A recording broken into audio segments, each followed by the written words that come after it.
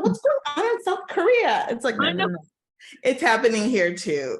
Yeah. And we have school violence, obviously. Mm-hmm. I live in the country that has the most guns on the planet. Mm-hmm. And so it's like, oh yeah, I'm like, snap, we would just shoot you. Or like people, I mean, and when I grew up in the 90s, so like school violence, and there weren't as many guns back then, so people would like get shanked. Yeah.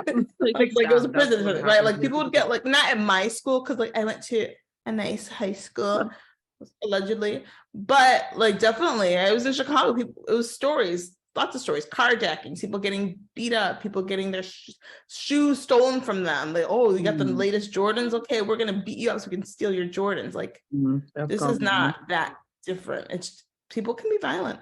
Yeah, they can be very violent. So in preparation for our discussion today, I decided to like look at the research on school violence in South Korea, because I can do that. Hey.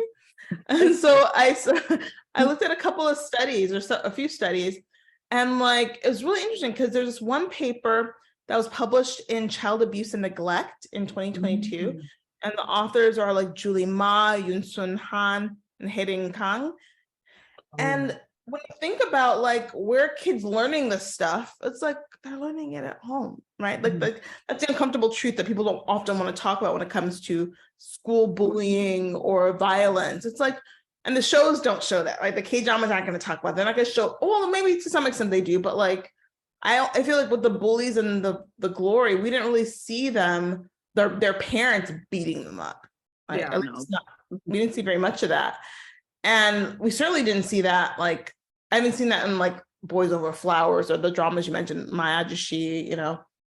But when you think about it, like, that's why these kids are learning these tactics, right? Like, how would you learn to like burn somebody with an iron or a curling iron? That isn't just like, oh, let me just be really inventive. I mean, maybe, but I mean, that lady was a sociopath, right? But like, the other things, I'm like, oh no.